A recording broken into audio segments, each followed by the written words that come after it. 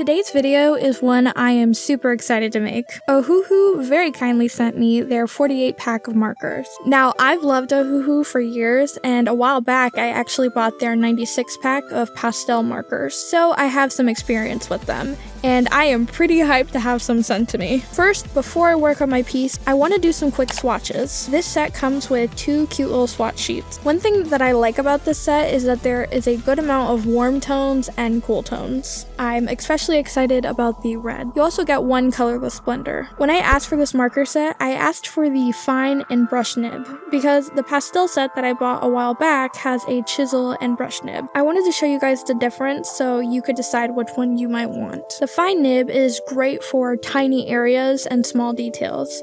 You could also use it for some line art purposes. As much as the brush nib also works for small area and line art purposes, the fine nib has the advantage of being more solid. The chisel nib is great for large areas and big shapes. I've seen a lot of people that have more graphic art styles use the chisel nib for strong shape language in their coloring. But that's not to say that you can't get thinner lines with the chisel nib. You just won't get as thin a line as you would with the fine nib. Both are excellent, and it really just depends on your preferences. No matter what, I feel like the brush nib is probably the star. Anyway, on to the more interesting thing. Before I start any traditional art project, I plan it out with a colored thumbnail. I also made some notes and a bunch of test swatches to reference while I work. It is really important to do a little extra work in the beginning because it typically ends up being way less work than if you just freestyle everything. Here is the coloring process of this piece. I'm not going to talk the whole way through because I don't have that much to say about it, so I will see you towards the end.